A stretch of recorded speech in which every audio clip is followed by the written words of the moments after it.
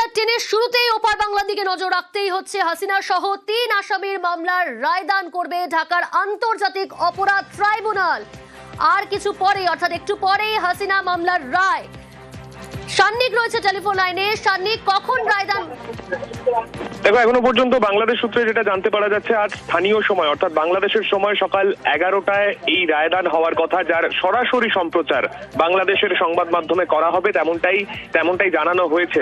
মূলত এই রায়দানে যে বিভিন্ন ঘটনা, জুলাই মাসের আন্দোলন 2024 সালে যেগুলো ঘটেছিল, তার জন্য সেই দেশের তৎকালীন প্রধানমন্ত্রী শেখ হাসিনা এবং স্বরাষ্ট্রমন্ত্রী আসাদুজ্জামান হাসানকে দোষী সাব্যস্ত করে আজকে কি রায় আজকে দেয় আদালত, সেই দিকে আমাদের প্রত্যেকের অবশ্যই নজর থাকবে। তবে এই গোটা বিষয় নিয়ে কিন্তু ইতিমধ্যেই উত্তেজনার পরিস্থিতি বাংলাদেশে তৈরি হয়েছে। একেবারে সান্নিক, সঙ্গে থাকো। প্রতিনিধি সান্নিক যেমনটা জানালো যে আর কিছুক্ষণের অপেক্ষা, একটু পরেই হাসিনা মামলার রায়। হাসিনা সহ 3 আসামির মামলার রায়দান করবে ঢাকার আন্তর্জাতিক অপরাধ ট্রাইব্যুনাল। সরাসরি সম্প্রচার করা হবে মানবতা বিরোধী অপরাধের অভিযোগ, হাসিনার বিরুদ্ধে জুলাইয়ের গণ অভ্যুত্থান দমানোর চেষ্টার অভিযোগ। এদিকে উত্তেজনা পরিস্থিতি তৈরি হয়েছে, কথাও জানালো সান্নিক। গতকাল রাত থেকে অগ্নিগর্ভ বাংলাদেশ, বিভিন্ন জায়গায় ভাঙচুর, আগুন, বাস, ট্রাক, অ্যাম্বুলেন্স, রেল লাইনে আগুন, রাতের দিকে দিকে মশাল মিছিল। বাংলাদেশে আজ লকডাউনের ডাক। সান্নিক রয়েছে আমার সঙ্গে। সান্নিক, পুলিশকে ইতিমধ্যেই নির্দেশ দেওয়া হয়েছে যে হিংসা রুখতে শুট এট সাইট অর্ডার। আইন শৃঙ্খলা পরিস্থিতি কি আর কি একটু পরেই রায়দান অর্থাৎ রায় ঘোষণা, তার আগে আইন শৃঙ্খলা পরিস্থিতি কেমন গোটা বাংলাদেশ জুড়ে?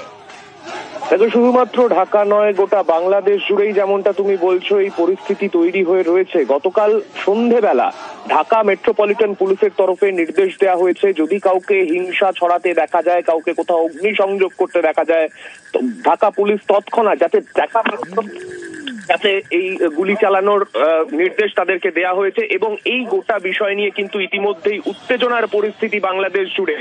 এখনো পর্যন্ত গতকাল রাত থেকে বিভিন্ন জায়গায় যে খবর সামনে আসছে, বিভিন্ন জায়গায় অগ্নিসংযোগ করা হচ্ছে, অ্যাম্বুলেন্সে আগুন ধরানো হচ্ছে, এই রকম অশান্ত পরিস্থিতি বাংলাদেশে রয়েছে। এখনো পর্যন্ত বাংলাদেশের আইন শৃঙ্খলা পরিস্থিতি সম্পূর্ণভাবে নিয়ন্ত্রণের বাইরে। আজকে আদালতের রায়দানের পর পরিস্থিতি আরো জোরালো হতে পারে, তেমনটাই কিন্তু মনে করা হচ্ছে বাংলাদেশের তরফে। এবং সেখানকার পুলিশ এখনো পর্যন্ত এই আইন শৃঙ্খলা পরিস্থিতি নিয়ন্ত্রণের ক্ষেত্রে ব্যর্থই বলা যেতে পারে। কেননা অন্তর্বর্তীকালীন ইউনূস সরকারের তরফে আদালতে যে আবেদন করা হয়েছে, প্রাক্তন প্রধানমন্ত্রী শেখ হাসিনার মৃত্যুদণ্ডের আবেদন তারা জানিয়েছে, তাই সেক্ষেত্রে আওয়ামী লীগের তরফে যে ডাক দেওয়া হয়েছে, তাতে এই লকডাউন পরিস্থিতি ঘিরে কিন্তু আইন শৃঙ্খলা পরিস্থিতি আরো অবনতি ঘটতে পারে, তেমনটাই কিন্তু মনে করা হচ্ছে। বেশ।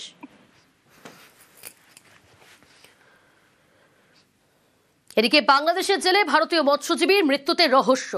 বিশেষভাবে সক্ষম মৃত মৎস্যজীবী কাকদ্বীপের বাড়িতে বুক ফাটা কান্না। খুনের অভিযোগ তুলে তদন্তের দাবিতে সরব হয়েছে তার পরিবার।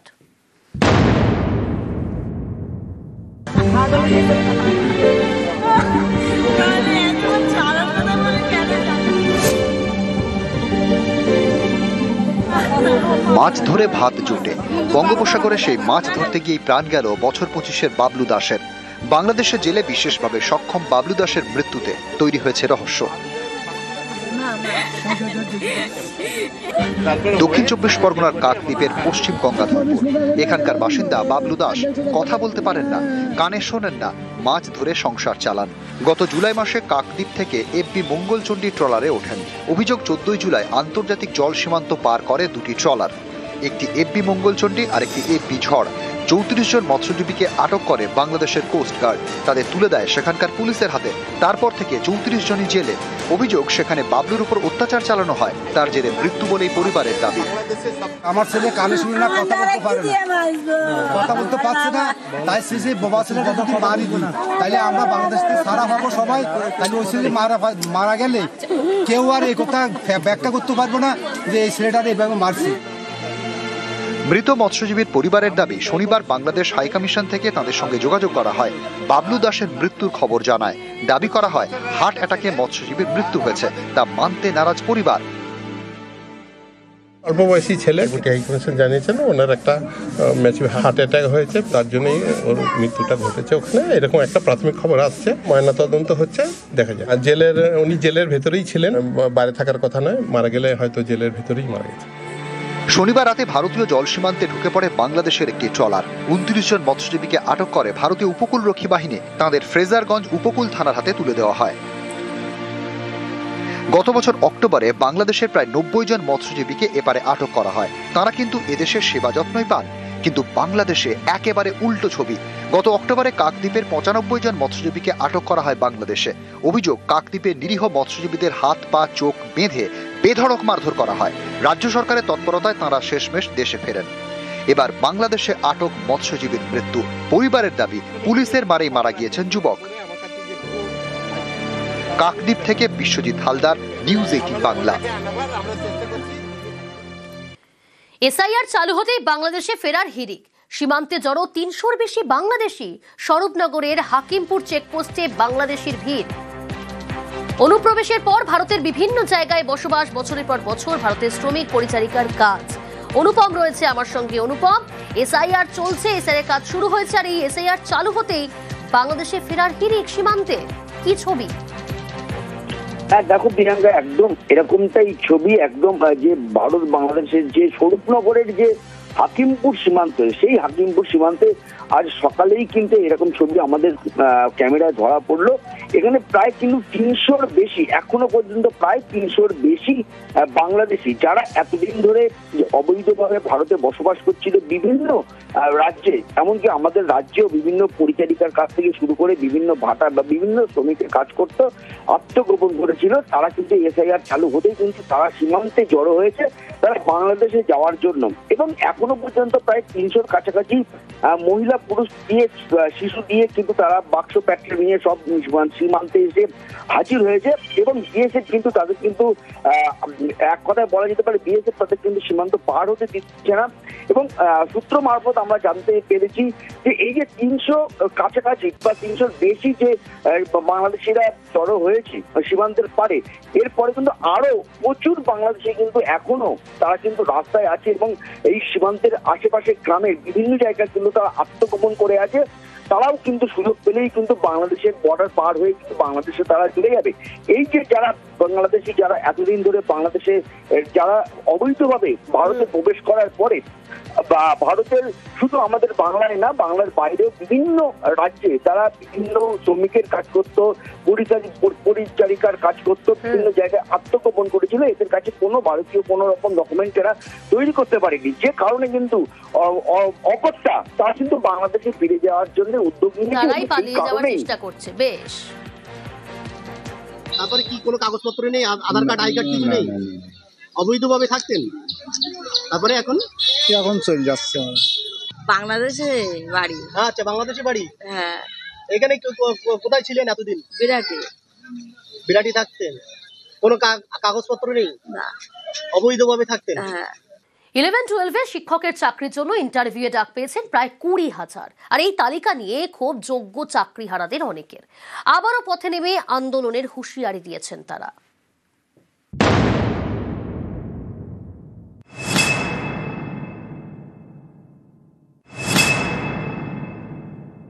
চাকরিহারাদের উদ্দেশ্যে বলবো, যারা পাননি, আমরা রাস্তার লড়াইয়ের জন্য প্রস্তুতি নিচ্ছি। নতুন চাকরি প্রার্থী ভাই ও বোনেরা, তারা 60 পেয়েছে তবু ডাক পায়। এটা একটা কলঙ্কের দাগ। কিসের মেধার উৎকর্ষতার ভিত্তিতে নিয়োগ হচ্ছে তার এটা? আমরা লড়াইয়ে আছি, লড়াইয়ে থাকবো।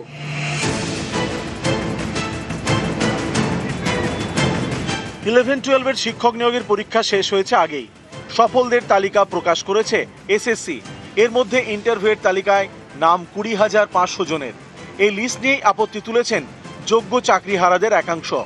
তারা খাতায় কলমে যোগ্য, কিন্তু ইন্টারভিউয়ের ডাক পাননি বলে অভিযোগ। তারা ফের আন্দোলনে নামার হুঁশিয়ারি দিয়েছেন।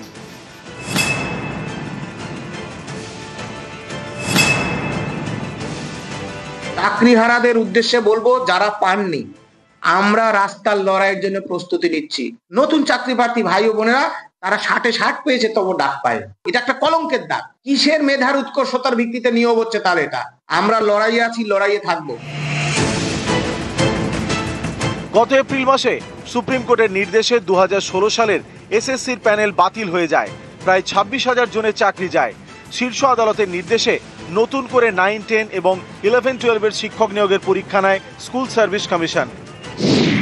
11-12 জন্য শূন্য পদ 12,000, 445। এর জন্য 20,500 জনের মেরিট লিস্ট প্রকাশ করেছে কমিশন। এর মধ্যে যারা যোগ্য চাকরিহারা এবং শিক্ষকতার অভিজ্ঞতা রয়েছে এমন প্রার্থীর সংখ্যা প্রায় 11,000। ডিসেম্বরের প্রথম সপ্তাহ থেকে শুরু ইন্টারভিউ, কিন্তু সেই ইন্টারভিউ লিস্টে অনেক যোগ্যের নাম নেই বলে অভিযোগ।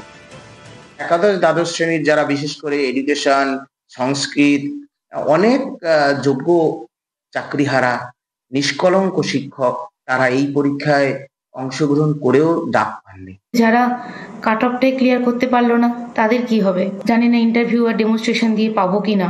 অনেকে এমন আছে যাদের 9-10-এরও সাবজেক্ট নেই, শুধু 11-12টাই ছিল, তারা কি করবে? বহু যোগ্য শিক্ষক বঞ্চিত হয়েছে, যোগ্য শিক্ষক শিক্ষিকা একজনও ফ্রেশার চাকরি পেল না। এই একই সঙ্গে পরীক্ষা নিতে গিয়ে যে পরিস্থিতি তৈরি হয়েছে আমরা জানি না এর ভবিষ্যৎ কি। ফ্রেশার ভাই বোনেদেরও আমি কিন্তু একটা কথা বলবো, এখন কিন্তু আমাদের সার্বিকভাবে লড়াই করতে হবে, না হলে কিন্তু পথের আন্দোলন অর্থাৎ রাস্তার আন্দোলন কিন্তু আরো ভয়াবহ হবে। নিউজ 18 বাংলা। 11-12 শিক্ষক নিয়োগের চাকরি, শুভেন্দু অধিকারীর দাবি এই নিয়োগেও দুর্নীতি হয়েছে। চাকরি দেওয়ার নামে জেল থেকে টাকা তুলেছেন তৃণমূল বিধায়ক জীবন কৃষ্ণ সাহা। এ নিয়ে সোশ্যাল মিডিয়ায় ভিডিও পোস্ট করেছেন শুভেন্দু। পাল্টা তৃণমূলের দাবি এসব মিথ্যে অভিযোগ। জীবন কৃষ্ণ সাহার এইগুলো দেখুন। হ্যাঁ স্যার, বলছি টাকাটা চলে এসছে, হ্যাঁ আমি পাঠাচ্ছি, ঠিক আছে। আর বলছিলাম যে স্যার তাহলে আমার ওই 15,50,000 আপনাকে দেওয়া হলো, হ্যাঁ। আর স্যার বলছি কি যে স্যার বলি ফোনে ওটা না এখন বুঝতে দাও, আমি বললাম তো, আমি তো বলে দিলাম। আচ্ছা ঠিক আছে, আর বারবার। আচ্ছা ঠিক আছে বেশ। এবং এই পরীক্ষাতেও প্রমাণ হলো জেলের ভিতরে থেকে জীবন কৃষ্ণ সাহা টাকা তুলছে। দেখুন, শুভেন্দু অধিকারী যেহেতু একজন প্যাথোলজিক্যাল লায়ার, তাই তার কথাকে মান্যতা দেওয়ার কোনো প্রশ্নই ওঠে না। কারণ যে ভিডিও ক্লিপ পোস্ট করেছেন তাতে কোনো ব্যক্তির চেহারা, মুখ কিছুই দেখা যাচ্ছে না। সুপ্রিম কোর্টের নির্দেশ মেনে চাকরি, 11-12 শিক্ষক নিয়োগের চাকরি, ইন্টারভিউয়ের জন্য ডাক পেয়েছেন 20,500 জন। এরই মাঝে এই নিয়োগেও দুর্নীতির অভিযোগে সুর চড়ালেন শুভেন্দু অধিকারী। রবিবার তিনি সোশ্যাল মিডিয়ায় একটি পোস্ট করেন।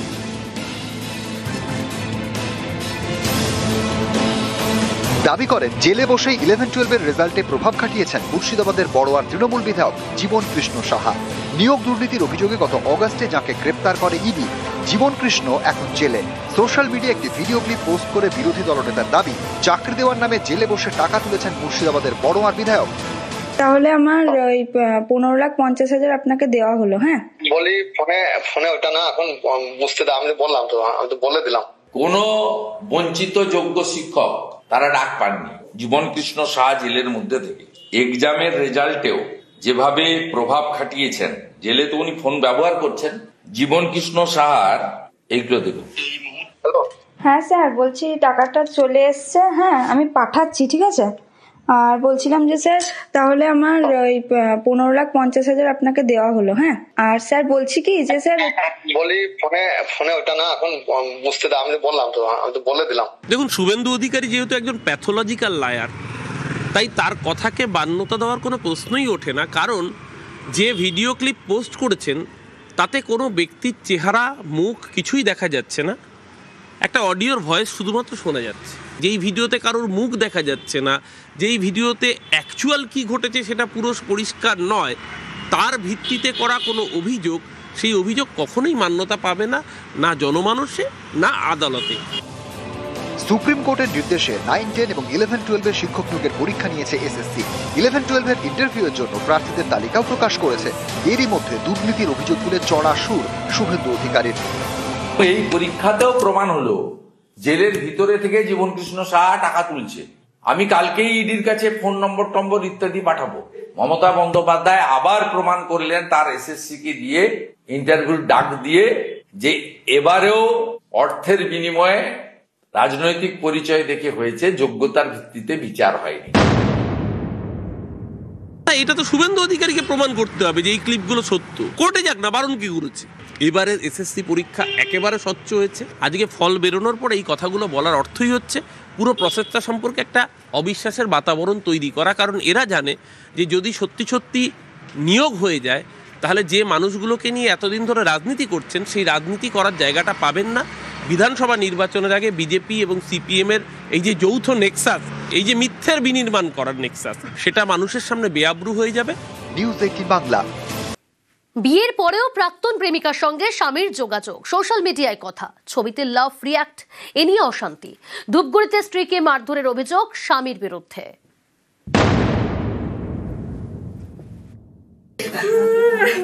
পুলিশকে নিয়ে গিয়ে পুলিশের সামনে আমার বাড়ির লোকে আমাকে পিটাই। স্বামীর সোশ্যাল মিডিয়ার ছবিতে প্রাক্তন প্রেমিকা লাভ রিয়াক্ট, এই নিয়ে অশান্তি। স্বামীর বিরুদ্ধে স্ত্রীকে মারধরের অভিযোগ। ছবিতে লাইক কমেন্ট করে, বারণ করেছিলাম আমি। তারপরে এর আগে আমি ব্লক করে দিচ্ছি, ব্লক খুলছে, খোলার পরে আজকে আবার দেখি মেসেজ করে, বলে কি হাই কি করো শোনা, এভাবে বলছে। তুমি দেখছি মেয়েটা বারণ করছে, শুনে না আমার স্বামী। এই কথা বলার পর আমার ফোন ভেঙে দিছে। আমার ফোনটা ভেঙে দেওয়ার পরে আমি বলছি তুমি কেন ফোন ভাঙছো, ওইভাবে বলার পর আমাকে না পুচর ধরে মারছে, বলে কি আমি যা ইচ্ছা তাই করবো, তোর কি। আমাকে খাবার দেয় না, জামা কাপড় কিচ্ছু দেয় না। জলপাইগুড়ির ধূপগুড়ির ভেমটিয়ার বাসিন্দা শাহজাহান আলী ওরফে আশিক। বছর দেড়েক আগে রুবিনা পারভিনের সঙ্গে আশিকের বিয়ে হয়। অভিযোগ, কয়েকদিন আগে প্রাক্তন প্রেমিকের সঙ্গে সোশ্যাল মিডিয়ায় যোগাযোগ হয় আশিকের। তার ছবিতে লাভ রিয়াক্ট করেন প্রাক্তন প্রেমিকা। এই নিয়ে আশিকের সঙ্গে তার স্ত্রীর অশান্তি চলছিল। শনিবার রাতে আশিক তার স্ত্রীকে বেধড়ক মারধর করেন বলে অভিযোগ। লাইক কমেন্ট করে, বারণ করেছিলাম আমি। তারপরে এর আগে আমি ব্লক করে দিচ্ছি, ব্লক খুলছে, খোলার পরে আজকে আবার দেখি মেসেজ করে, বলে কি হাই কি করো শোনা, এভাবে বলছে। তুমি দেখছি মেয়েটা বারণ করছে, শুনে না আমার স্বামী। আমাকে না পুচর ধরে মারছে, বলে কি আমি যা ইচ্ছা তাই করবো, তোর কি। আমাকে খাবার দেয় না, জামা কাপড় কিচ্ছু দেয় না, আমার বাচ্চাকেও দেয় না। আমার ননদ ভাতাই দিছে বালতি দিয়ে। এইটা নিয়ে আমি এবার ওকে বললাম যে দেখ রুবিনা, তোর যেহেতু ওকে সন্দেহ হচ্ছে, তো তুই মেয়েটাকে ফোন করে একটা ধাওয়া টাওয়া দিয়ে বাস দিয়ে ব্লক করে দে। ও নিজের মোবাইলটা নিজেই ভেঙে দিল। মেয়েটার মাথা ফাটলো কি? মেয়েটার মাথা ফাটছে যখন আমাকে মারামারি করছিল, পাথর কেউ হয়তো পাথরটা তোর মারছে, এখন কি করে ফাটছে মাঝে। লাভ রিয়াক্টের জল গড়িয়েছে ধূপগুড়ি থানায়। মারধরের অভিযোগ জানিয়েছে দুপক্ষই। জলপাইগুড়ির ধূপগুড়ি থেকে রকি চৌধুরী, নিউজ 18 বাংলা।